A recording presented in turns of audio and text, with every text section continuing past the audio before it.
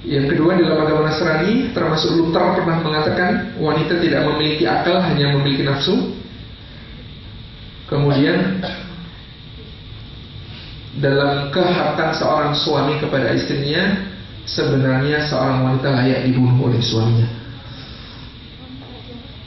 Nah, tadi kita sampai pada Islam terhadap wanita. Yang pertama, wanita itu partner, mitra, sejajar, sederajat.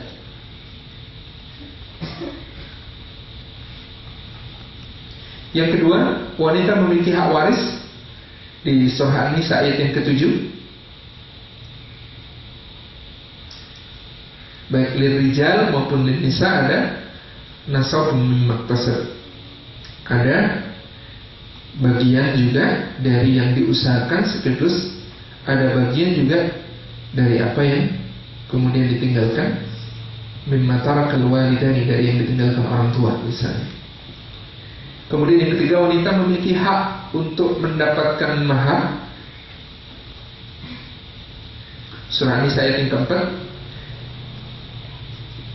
Kemudian memiliki kedudukan yang sama dengan laki-laki dalam segala aspek. Banyak digambarkan oleh sangat banyak ayat.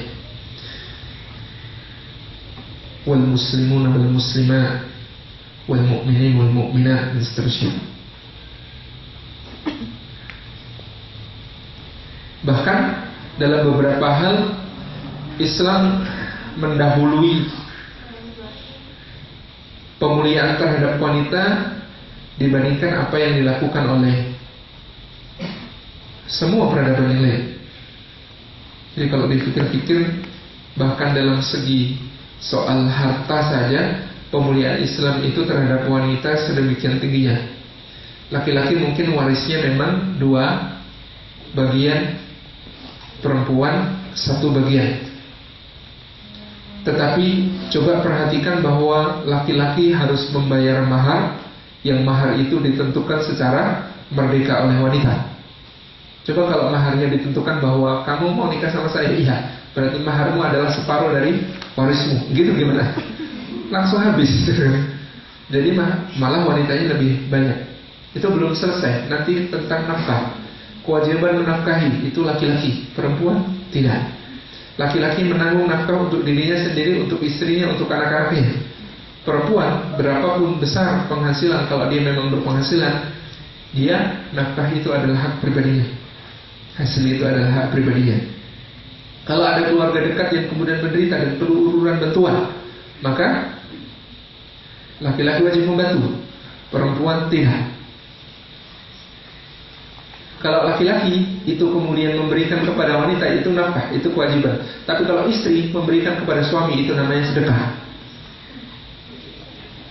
Dan sedekah yang paling utama ada di situ. Kata Rasulullah ketika salah seorang istri Abdullah bin Mas'ud bertanya, mengapa? Dia bertanya karena dia punya harta yang ingin dia sedekahkan, sementara saya mengatakan sedekahkanlah padaku karena aku orang yang tidak mampu.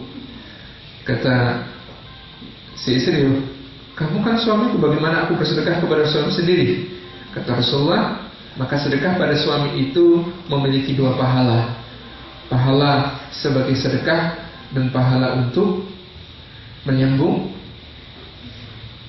kasih sayang, menyambung silaturahim.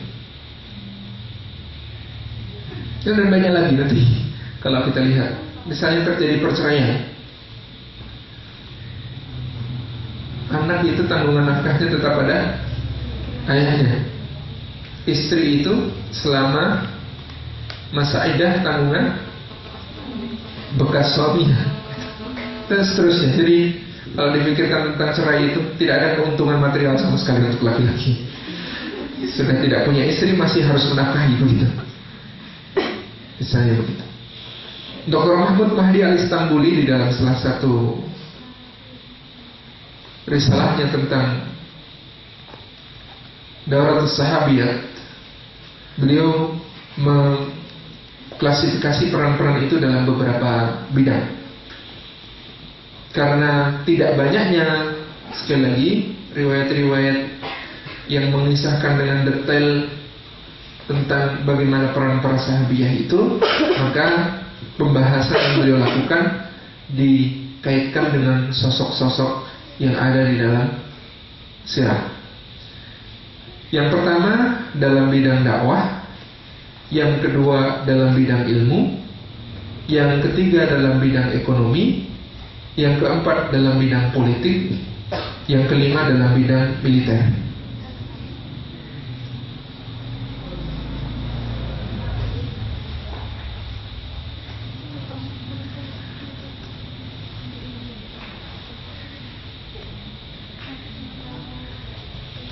Yang pertama dalam bidang dakwah.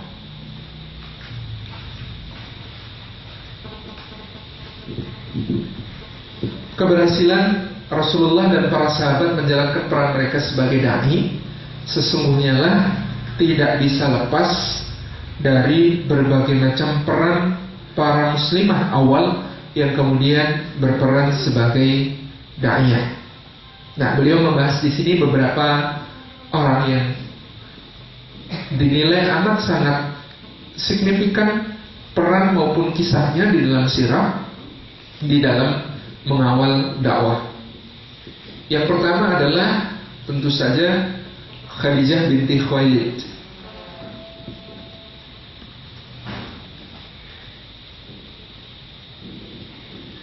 Ummul Mukminin Khadijah, para ulama ahli sirah masih memperselisihkan tentang umur pasti beliau ketika menikah dengan Rasulullah SAW, ketika menikah dengan Muhammad SAW. Kita banyak berpegang pada satu riwayat masyhur yang menyebutkan bahwa beliau menikah dengan Rasulullah pada usia 40, sementara Rasulullah berusia 25. Tapi saja ada riwayat-riwayat lain yang patut dipertimbangkan, di antaranya dengan menimbang bahwa masa sih 40 masih sesudah itu dengan luar biasa memiliki 4 orang putra dari pernikahan dengan Rasulullah dengan kondisi yang begitu energik, dengan keadaan yang begitu prima pada usia-usia itu. Maka ada satu riwayat yang kemudian dalam sisi sanadnya tidak kalah kekuatannya dengan yang menyebutkan tentang 40 itu, yakni bahwa Khadijah menikah dengan beliau pada usia sekitar 28 tahun. Jadi selisihnya sekitar 3 tahun. Nah, wallahu a'lam. Dua-duanya adalah satu hal yang menakjubkan,